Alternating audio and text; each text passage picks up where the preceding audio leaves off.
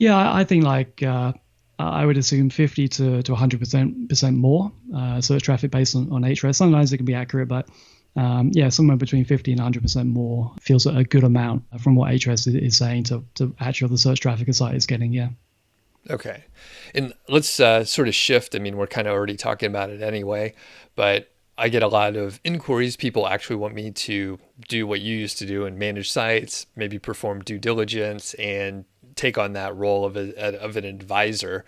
And I don't want to work with clients, so I never did it. But for people that are looking for sites, what are a few tips that you can give them? It sounds like, check out Ahrefs and see the trending data that's coming in. What are a few other areas people should definitely look at? For investors wanting to get into the space to buy a site and have it managed by someone else, or Just to buy a site, potentially mm-hmm. manage themselves, Yep, or to have someone else manage. yep.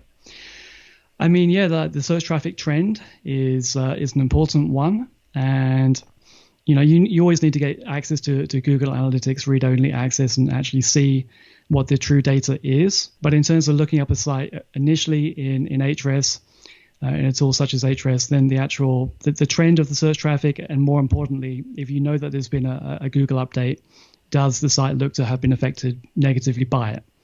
So Ahrefs is not, as we mentioned, 100% accurate, but that would be a big, orange flag at least for me to be very wary and make sure that traffic and revenue is going to be there over the next month. So look out for Google updates and whether the site that you're looking to acquire has been hit and will be badly hit going forward.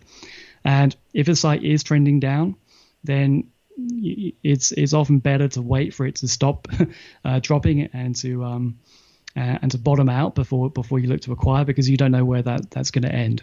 And yeah, you can run into some problems if you think that you've caught the knife and you've done well, but it can continue to drop afterwards. So I personally wouldn't buy a site that has been hit by an update and is continuing to drop. I would wait for that to bottom out for a good month and then price at that new level. Other than that, the kind of the more obvious ones is how traffic is distributed and spread out across the pages. You don't really want to buy a site that has the number one page greater than 30-40% of all search traffic, because you're too dependent on that one page. So you want to see how dependent the site is in terms of the top 10 pages. Also for the top keywords, are there a handful of keywords that the site is dependent on for the majority of its traffic? So you just want to make sure that organic keywords are well spread, the search traffic is well spread across the pages. And then in terms of backlinks, you want to make sure that things are not overly optimized in terms of anchor text and whether the site looks natural compared to the competitors in that space. And then you can then make an assessment of can you bring the level, the skills required or the level of investment to correct that, or do you want to just only buy a clean site? Gotcha. And a safer site. And then in terms of upside, there's a lot of things that you can look at, and I'm happy to talk about that. Yeah. And yeah, you could just launch right into some of those, key things that you can implement, hopefully on the early side after you acquire a site. Sure. So yeah, I mean there's a number of upside things. I mean the quickest ones is if you can make optimizations to revenue and conversion rates. So if you see a site that doesn't have good conversion rate elements, if it lacks a featured product table above the fold, or if it has a table that doesn't doesn't scale well on mobile, and people on mobile can't see the buttons or can't click through to Amazon if it's an Amazon site, then you can fix that. You can increase the conversion rate and you can increase revenue. That will increase the asset price, and then that's a very quick win that will increase your revenue and give you the ability to flip the site going forward if you want to do that. So conversion rate is the quickest one. With search traffic, if you buy a site that doesn't have a great backlink profile, if it doesn't have particularly high domain rating, but it has a lot of keywords that are ranking on page 2 or page 3, maybe you could do some link building to those inner pages, boost those up, get them to page 1. That could have a big impact on search traffic. If it's a huge site that has hundreds, if not thousands of pages, or it's really bloated the Google index with a lot of stuff that shouldn't be in there, like tags, maybe some categories, author, site maps. There was a bug with Yoast a couple of years ago that put all the images in the Google index. You can still see sites that have that haven't corrected it. So like getting rid of stuff that shouldn't be in the Google index you can get some great upside there. Also, if you're buying a site that has 1,000 pages, but maybe only the top 50, maybe the top 50 bring in 90% of search traffic, then you can do a lot of pruning and maybe even reduce, 2/3 of all the content in the Google index. Delete those pages.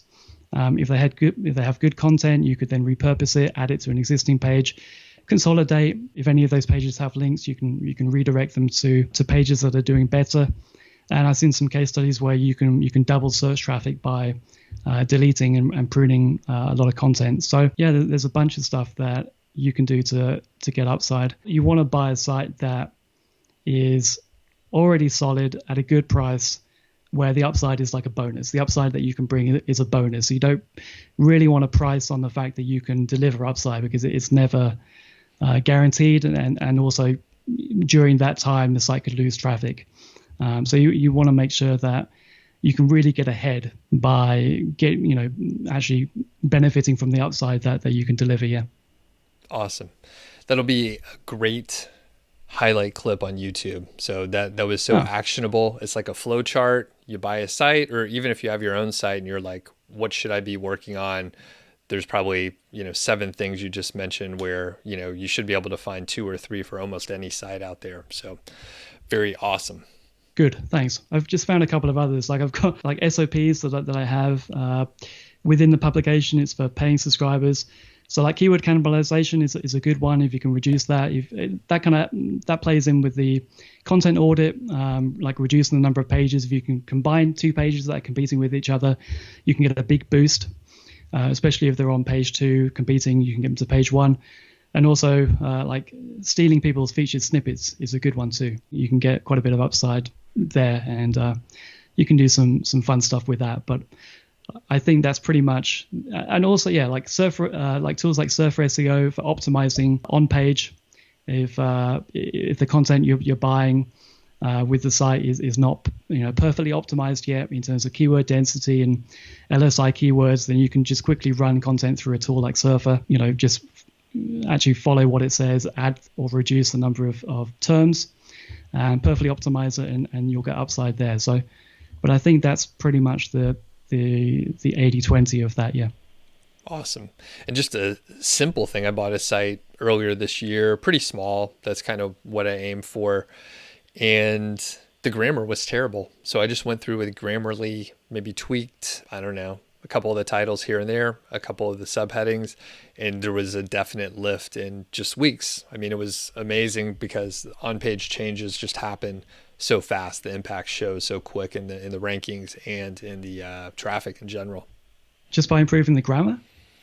Yeah. I mean, I lumped in a couple things, but I improved the grammar and tweaked a couple of the subheadings, but no major like audit kind of thing. So interesting. Do you think that's because Google noticed that and likes to boost sites that have better content, better grammar, or do you think there was more people who landed on the page were appreciating the content more and trusted it more? I hadn't thought about that as a way to increase traffic or rankings, but I know a lot of content producers, they use tools like Hemingway to make sure that their content is at the right level of complexity. But that's interesting, yeah.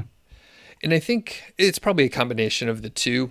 And I probably got it in my head a few years ago that the grammar is quite important, but it does, I mean, you'll get better visitor interaction if it's written well. And I mean, there were just some misspelled words, like kind of just poorly written content that I just spruced up a little bit. So, all right. You know what? I may have thrown in some more internal links, but I can't remember if it was already, you could throw out my data. I did like 10 things probably, and I just forgot. So, yeah, I mean, readability is, I mean, it may not be a ranking factor, but it's definitely, like a person factor for, someone being able to get through your content and consume the content and then, take the action and go to the affiliate link or click an ad, like stay on the page enough to click an ad. So, like readability is definitely something that is very important. You just don't want to just throw up 3,000 words and not have any structure to it. Yeah.